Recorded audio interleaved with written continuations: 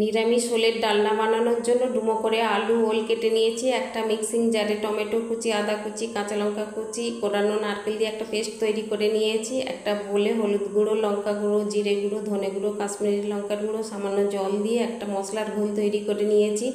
কড়াইয়ে জল দিয়ে ওল দিয়ে নুন হলুদ দিয়ে ভাপিয়ে তুলে নিলাম। কড়াইয়ে তেল দিয়ে আলুগুলো দিয়ে নুন হলুদ দিয়ে লালচে করে ভেজে তুলে নিলাম। ওই তেলে 2 টুকরো তেজপাতা, 2 টুকরো শুকনো লঙ্কা, হাফ চামচ জিরা, 1 পিঞ্চ হিং ফোড়ন দিলাম।